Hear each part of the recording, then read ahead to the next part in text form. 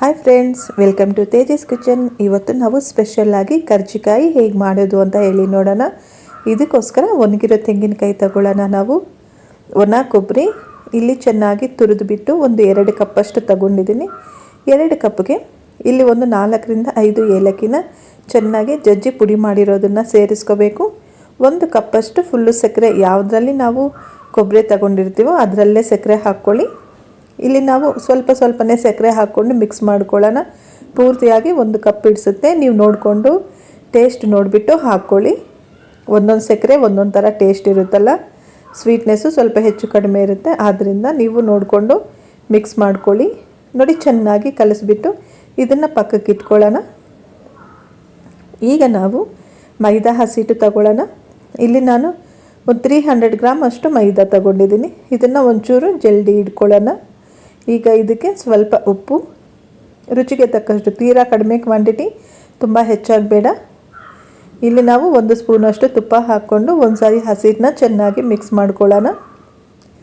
ಹಸಿಟ್ಟು ಸ್ವಲ್ಪ ಮಿಕ್ಸ್ ಆಗಿದ ತಕ್ಷಣ ನೀರು ಹಾಕಿಬಿಟ್ಟು ಚೆನ್ನಾಗಿ ಪೂರಿ ಹಿಟ್ಟಿನ ಥರ ಸ್ವಲ್ಪ ಕಲಿಸ್ಕೊಳ್ಳೋಣ.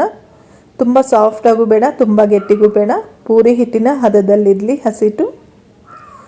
ಈ ಥರ ಚೆನ್ನಾಗಿ ಮಿಕ್ಸ್ ಮಾಡಿಕೊಂಡು, ಇದು ನೆನೆಯೋ ಅವಶ್ಯಕತೆ ಏನೂ ಇಲ್ಲ ಫ್ರೆಂಡ್ಸ್, ಜಸ್ಟ್ ಮಿಕ್ಸ್ ಮಾಡಿಕೊಂಡ್ರೆ ಸಾಕು. ನೋಡಿ, ಚೆನ್ನಾಗಿ ಮಿಕ್ಸ್ ಮಾಡಿದೆ ಹಸಿಟ್ಟು. ಈಗ ನಾವು ಸ್ಟವ್ ಮೇಲೆ ಎಣ್ಣೆ ಇಟ್ಕೊಳ್ಳೋಣ.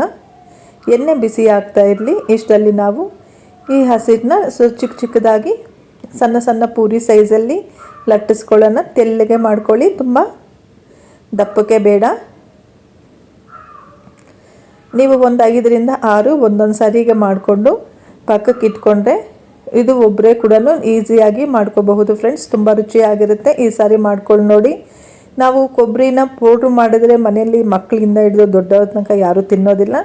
ಅದೇ ನೀವು ಒಂದು ಸಾರಿ ತುರಿದ್ಬಿಟ್ಟು ಇಟ್ಟು ನೋಡಿ, ಎಲ್ಲರೂ ತಿಂತಾರೆ ಅದನ್ನು.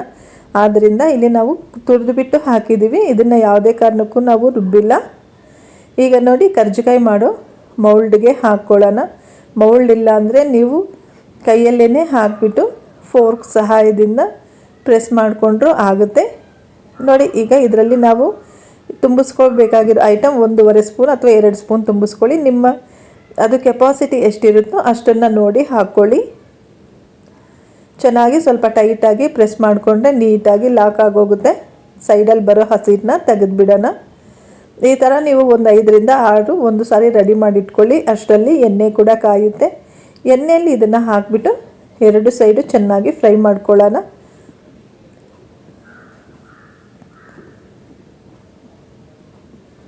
ಫ್ರೆಂಡ್ಸ್, ನಿಮಗೆ ನಮ್ಮ ರೆಸಿಪೀಸ್ ಇಷ್ಟ ಆಗಿದ್ದರೆ ನಮ್ಮ ಚಾನಲ್ಗೆ ಒಂದು ಲೈಕ್ ಮಾಡಿ ಮತ್ತು ಸಬ್ಸ್ಕ್ರೈಬ್ ಮಾಡ್ಕೊಳ್ಳಿ.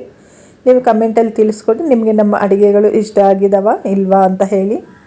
ನಿಮ್ಮ ಸಪೋರ್ಟ್ಗೋಸ್ಕರ ನಾವು ವೆಯ್ಟ್ ಮಾಡ್ತಾ ಇರ್ತೀವಿ. ನೋಡಿ, ಈಗ ಎಣ್ಣೆ ಚೆನ್ನಾಗಿ ಕಾದಿದೆ. ಇವಾಗ ಎಣ್ಣೆಯಲ್ಲಿ ನಿಮ್ಮ ಬಾಣಲಿಯಲ್ಲಿ ನೀವು ಎಷ್ಟು ಎಣ್ಣೆ ಹಾಕಿರ್ತೀರೋ ಅದರ ಮೇಲೆ ನಿಮ್ಗೆ ಎಷ್ಟು ಇಡಿಸುತ್ತೋ ಅಷ್ಟನ್ನು ಹಾಕ್ಕೊಳ್ಳಿ.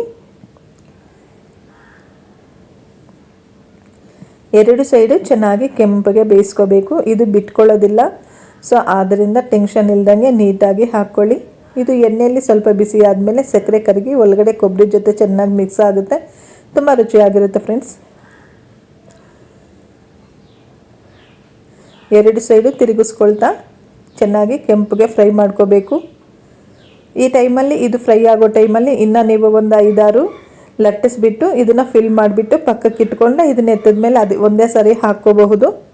ಎಲ್ಲ ಒಟ್ಟಿಗೆ ಮಾಡಿಟ್ಕೋಬೇಡಿ. ಒಂದು 5-6 ಈ ಥರ ಮಾಡಿಟ್ಕೊಂಡ್ರೆ ಒಬ್ಬರೇ ಎಷ್ಟು ಕೆಜಿಗಳು ಬೇಕಾದ್ರೂ ಮಾಡ್ಕೋಬಹುದು ತುಂಬ ಫಾಸ್ಟಾಗಿ. ನೀವು ಎಷ್ಟೊಂದು ವೆರೈಟಿ ಟ್ರೈ ಮಾಡಿರ್ತೀರಲ್ಲ, ಒಂದು ಸರ್ತಿ ನಮ್ಮ ಈ ವೆರೈಟಿನ ಟ್ರೈ ಮಾಡಿ ನೋಡಿ ಫ್ರೆಂಡ್ಸ್. ನಿಮ್ಗಿಷ್ಟ ಆದರೆ ನಮಗೊಂದು ಮಾತು ತಿಳಿಸ್ಕೊಡಿ. Thank you so much. ಮಕ್ಕಳಿಂದ ದೊಡ್ಡವ್ರ ತನಕ ಎಲ್ರಿಗೂ ತುಂಬ ಇಷ್ಟ ಆಗುವಂಥ ರೆಸಿಪಿ ಫ್ರೆಂಡ್ಸ್. ಈ ಕ್ರಿಸ್ಮಸ್ಗೆ ನಾವು ಸ್ಪೆಷಲ್ಲಾಗಿ ಮನೇಲಿ ಮಾಡುವಂತಹ ಸ್ವೀಟ್ ರೆಸಿಪೀಸ್ ನಿಮಗೋಸ್ಕರ ಇದೊಂದನ್ನು ಶೇರ್ ಮಾಡ್ತಿದ್ದೀನಿ. ನಿಮಗಿಷ್ಟ ಆಗುತ್ತೆ ಅಂತ ಅಂದ್ಕೊಂಡಿದ್ದೀನಿ.